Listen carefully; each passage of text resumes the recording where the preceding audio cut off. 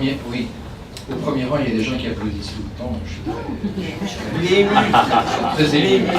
Alors, moi, j'ai pas la compétence technique de Patrice, mais je rebondis immédiatement sur ce que tu viens de dire, à savoir le suréclairage des filières d'élite en France, élite que je conteste du reste. Pour moi, ce ne sont pas des élites, ce sont des bons élèves,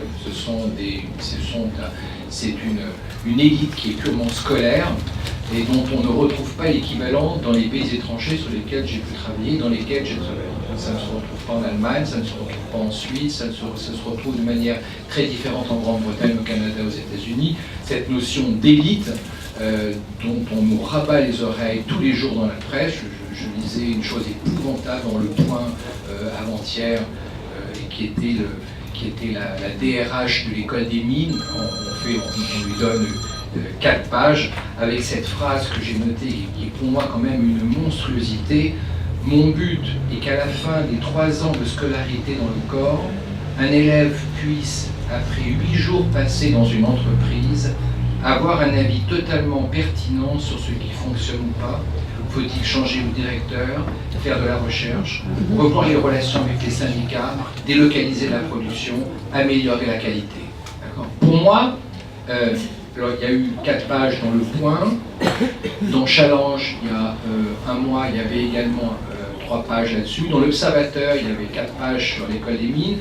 Quand même, quand on voit les dégâts de Mme Lauvergeon, dégâts qui vont se retrouver sur votre feuille d'impôt, je m'interroge sur cette notion d'élite française. Ce sont de très bons élèves, c'est-à-dire qu'ils ont un profil de réussite d'épreuves qui sont normées, des épreuves dans lesquelles on ne demande pas de faire preuve d'imagination ni de créativité, et ce sont ces gens qui ensuite sont bombardés à la tête de très grands groupes. Peut-être que dans cette salle, il y a des gens qui ont suivi ces filières. Pour moi, ce sont des filières qui sont des filières d'horreur aujourd'hui. Donc je me pose tout de suite en provocateur par rapport à cette salle. C'est une filière d'horreur. Je pense qu'aujourd'hui, la société a totalement changé. C'est une société qui n'est plus une société top-down, c'est une société, ça démarre de la base, les initiatives sont avec toutes les technologies de communication peuvent démarrer du socle.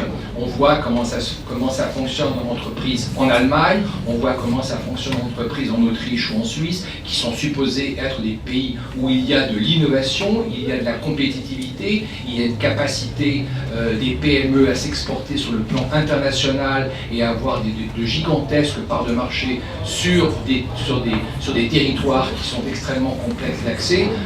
Je veux dire, cette élite, je reprends ce que disait Patrice, est quelque chose pour moi de monstrueux. Alors, c'est vrai que lorsqu'on compare le système français par rapport aux autres systèmes, à ceux qui fonctionnent, il y a, Dieu merci, depuis 2001 pour l'enseignement secondaire avec PISA, et depuis 2003 avec les classements de Shanghai, puis les 40 qui ont suivi et qui donnent tous à peu près les mêmes résultats, la France, les Français, l'élite qui a construit ce système est mis devant ses responsabilités. À savoir que le système PISA, en mathématiques, en lecture, en sciences, la France est dans les choux. Je rappelle que dans les mathématiques, la France, on s'enorgueillit des médailles Fields. La France est 25e dans le domaine des mathématiques, et je crois qu'il faut beaucoup moins s'enorgueillir d'avoir des médailles Fields que de déplorer le niveau global des Français en mathématiques.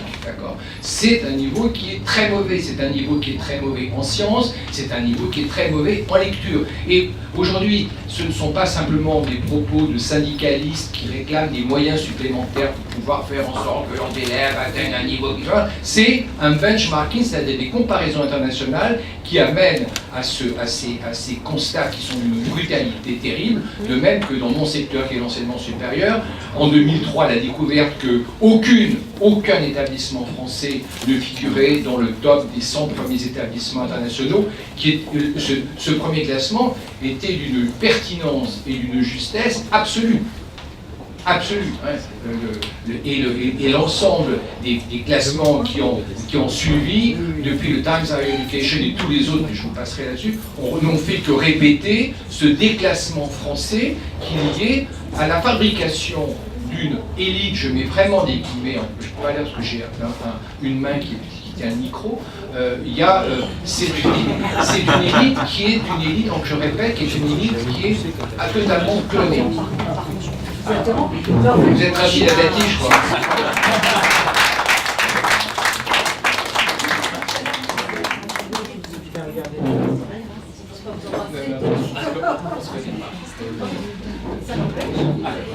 En fait, je passais juste que ces cafés politiques, nous avons les cafés politiques chrétiens et les cafés politiques qui sont tenus par mon excellent, éminent adjoint Christophe Poisson, qu'on a souhaité faire sur le thème de l'éducation et on a souhaité vous inviter, parce que vous avez une vraie connaissance du sujet. Et Patrice Auchard, pourquoi? Parce qu'il est proviseur, directeur, vous avez tout le monde un lycée professionnel dans le 7e arrondissement, qui fait un travail formidable pour les jeunes et notamment pour l'insertion des jeunes, y compris dans la vie professionnelle, donc il les suit très largement. Et à chaque fois que nous faisons des réunions à la mairie sur ce thème, nous invitons les élèves, ceux d'Albert Romain sont toujours reconnaissables, parce qu'ils sont toujours en costume, tirés à 4 épingles, donc ça c'est d'autres, ils sont bien dirigés. Donc je tenais effectivement à le débat, donc je ne vais pas vous déranger plus, je voulais juste vous dire merci d'avoir accepté cette invitation, mais Christophe, vous l'avez fait bien avant moi. Merci Patrice, on se connaît, donc je vois. Merci. Et sur les questions d'éducation, tout est à faire, pour ne pas dire à refaire. Alors tout le monde dit ça tout le temps, mais si vous me permettez, moi je vais vous dire les 3 points qui, je pense, qu'on n'a pas encore réglés. Un, le problème des inégalités à l'école, notamment école primaire et école maternelle, qui est quand même une spécificité qu'on nous envie partout en Europe, l'école maternelle. École primaire, beaucoup d'inégalités, c'est un peu les prémices du décrochage scolaire et insertion des jeunes, et le problème du collège unique. Sans parler de la formation des enseignants, pardon, je dis ça sous votre contrôle. Aujourd'hui, je pense, vu le contexte, l'évolution du monde, la mondialisation, les réseaux sociaux, je pense qu'aujourd'hui, la formation des enseignants est à revoir pour intégrer cette composante, parce qu'on ne peut pas avoir des élèves qui disent « moi j'ai vu sur Internet, et ce que vous dites ne correspond pas à ce que j'ai vu sur Internet ». Et vous avez des professeurs qui discutent de ça. Alors évidemment, ça affaiblit d'autant plus leur autorité. Sur le collège unique, moi je pense qu'il y a des enfants, c'est-à-dire qu'on n'a pas des enfants uniques au sens tous les enfants ne sont pas les mêmes, alors qu'on a un système d'enseignement et d'éducation qui est unique, pour ne pas dire homogène, et qui crée et qui génère notamment des décrocheurs scolaires. Donc moi, je vais peut-être vous choquer, je suis pour l'apprentissage dès l'âge de 14 ans, quand on a des difficultés d'adaptation pour des enfants, de dire on leur fait faire un apprentissage dès 14 ans, et si après ils souhaitent reprendre leurs études, on peut les réaccrocher à un système scolaire classique avec toutes les passerelles aujourd'hui qui existent, que ce soit avec les bacs professionnels, les bacs technologiques, même pour l'enseignement général. Et ensuite, l'alternance et l'apprentissage permet aujourd'hui d'être ingénieur par l'apprentissage et l'alternance. Donc je suis plutôt sur ces sujets-là. Je vous ai bien gâché votre truc, non? Ça relance le téléphone. Voilà, Ça me donne... Mais je voulais vous faire coucou, je voulais vous remercier pour tous ceux qui ont accepté de venir.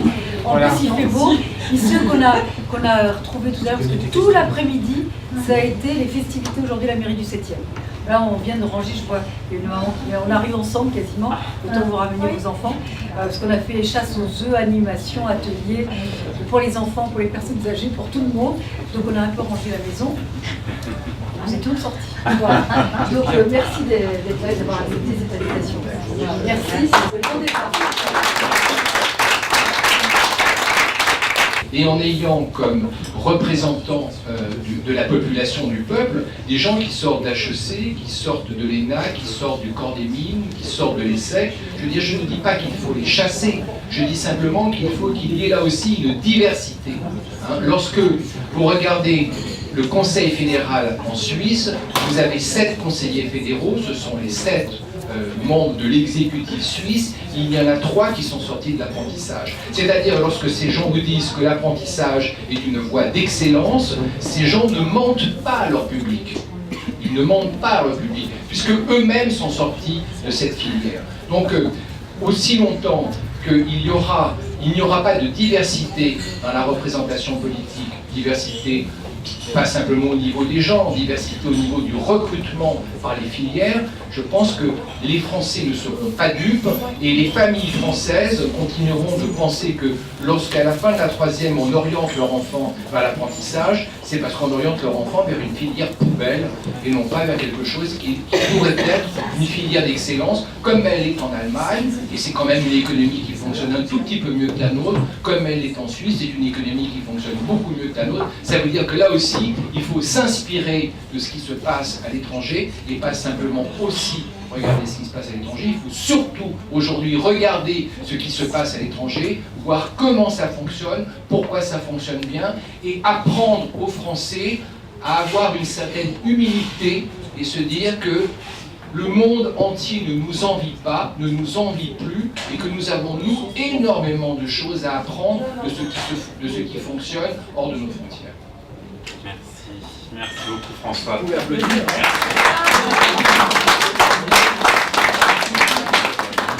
Avant peut-être de passer à vos questions, j'aurais bien aimé moi entendre Patrice sur un sujet qui est celui finalement à quoi tu sers.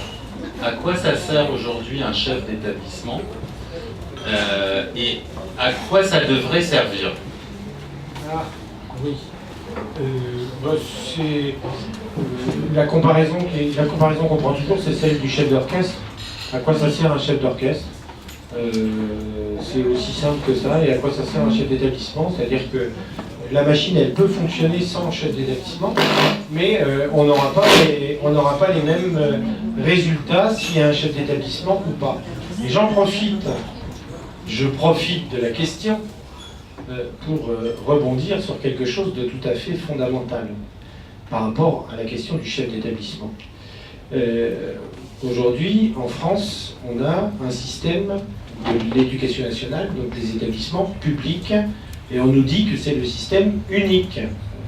Le seul truc, c'est que vous savez tous que c'est pas du tout le système unique, c'est un vrai mensonge, puisque les établissements privés sous contrat scolarisent en France 20% des élèves qui sont scolarisés des élèves qui vont à l'école.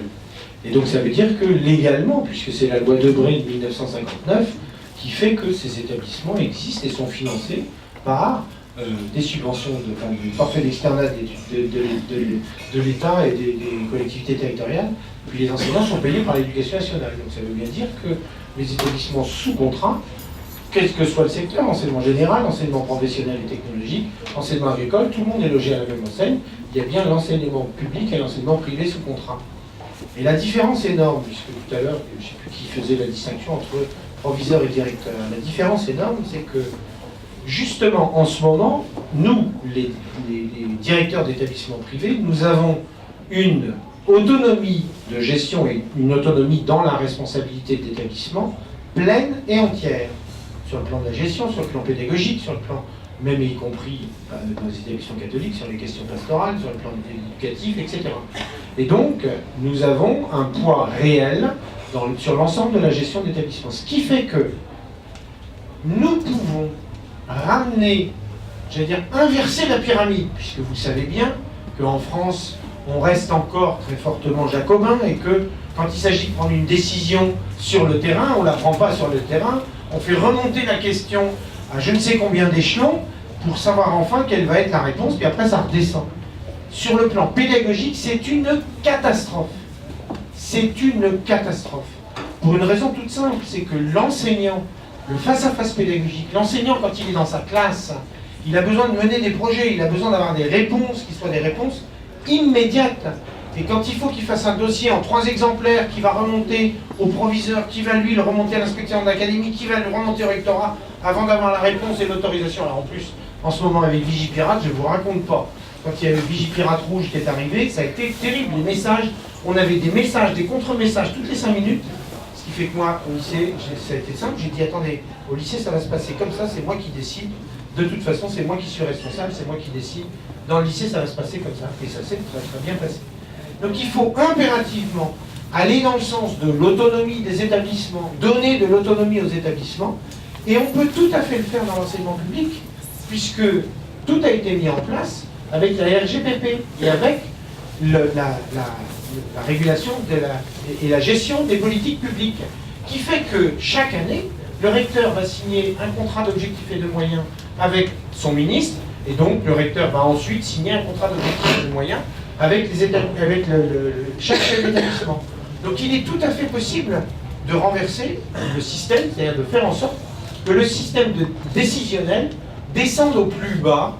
Effectivement, le plus bas, c'est le niveau de l'établissement, donc du chef d'établissement, et non pas que toutes les 5 minutes, on soit obligé de remonter pour que les décisions viennent d'en haut, et que le mammouth, effectivement, le mammouth, c'est quoi? C'est pas les enseignants. Quand on parle du mammouth, c'est pas le problème des enseignants. Les enseignants font tous, qu'ils soient dans quel établissement que ce soit, ils font un travail remarquable en France. C'est pas le problème des enseignants, de savoir s'il faut augmenter les enseignants, supprimer les enseignants, ou dire que les enseignants font pas du bon travail, c'est pas vrai. Le problème, c'est ce système décisionnel où on est tout le temps en train de faire monter et descendre des papiers et des documents, et que on n'avance à rien. Et on a un mammouth qui ne fonctionne pas.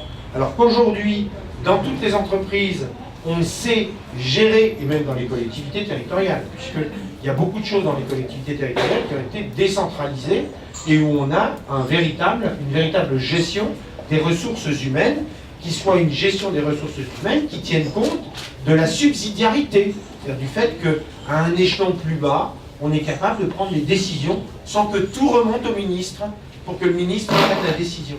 Et donc, par rapport au chef d'établissement, effectivement, il est absolument fondamental que, et ça c'est facile à faire, mais c'est pas encore tout à fait dans l'esprit français, parce qu'on reste très fortement jacobin et qu'on veut tout centraliser, il faut laisser de l'autonomie aux établissements. Pour vous donner juste aussi un petit exemple et rebondir sur ce que vient de dire Patrice, j'ai le bonheur, moi, d'être référent aussi dans un certain nombre de lycées, voilà, publics, mais dans un certain nombre de lycées.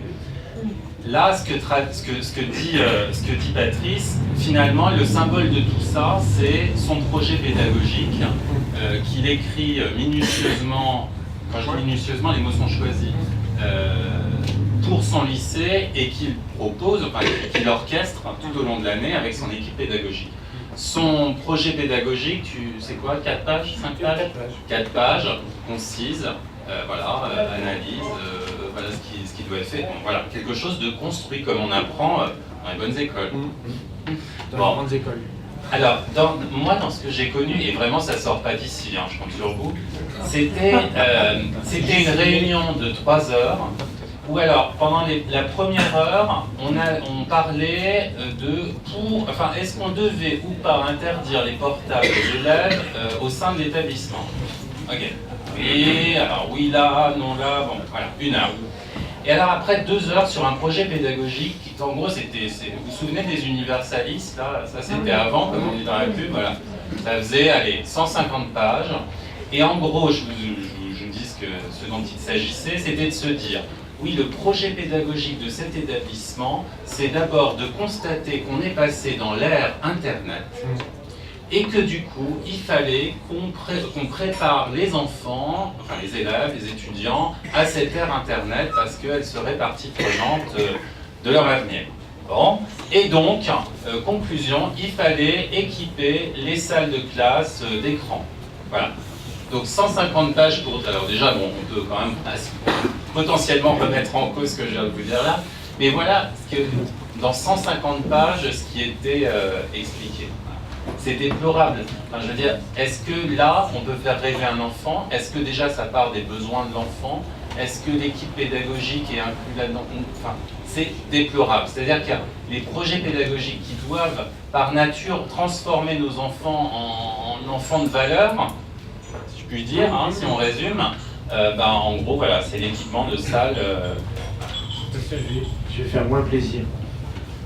Sur la question du projet pédagogique, effectivement, c'est quelque chose de tout à fait fondamental. Ça va dans le contrat d'objectifs et de moyens. C'est-à-dire que le chef d'établissement présente son projet, construit son projet dans son établissement, il présente son projet, il le met en œuvre, et puis ensuite il est évalué.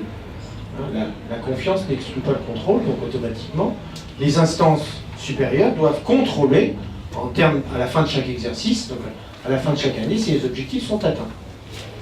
Mais il faut aller plus loin dans la démarche. Et là, je vais faire moins plaisir. Parce qu'il faut obligatoirement que, pour répondre à une question qui était posée par Rachida tout à l'heure, qui était la question de l'égalité des chances. L'égalité des chances en France, elle passe obligatoirement par quelque chose qu'il va falloir faire sauter. On va parler du collège unique après si vous voulez, mais avant de parler du collège unique, on va parler de la carte scolaire. Et qu'il va bien falloir faire sauter cette fichue carte scolaire. Ça fait moins plaisir. Parce que la carte scolaire, ça présente un avantage, c'est que les gens qui sont dans les quartiers défavorisés, ils restent dans les quartiers défavorisés, et les gens qui sont dans les quartiers chics, ils restent dans les quartiers chics. Donc effectivement, et c'est bien ce qui se passe à Paris en particulier, où on est capable d'acheter des appartements à des sommes absolument colossales pour essayer d'intégrer des beaux établissements parisiens. Mais je vais quand même casser la patte à un canard, parce que si vous êtes tous des adeptes du Parisien, par exemple, et vous lisez tous le Parisien, et vous avez vu, il y a, la semaine dernière, le classement des lycées. Vous avez vu le classement des lycées? Vous avez regardé? Tiens, le lycée Albert Demain, il est où? Il n'est pas tout à fait premier. Il est le 13e. Sur Paris, il est le 13e. Tiens, le lycée Louis le Grand, par exemple, il est où? Et Stanislas et Henri IV, ils sont où? Stanislas, il est en 90e position. Le lycée Albert Demain, il est en 13e position. Et le lycée Stanislas, il est en 90e position. Louis le Grand, Henri IV, ils sont derrière nous. Ils sont en 40e ou 50e position. Tiens donc!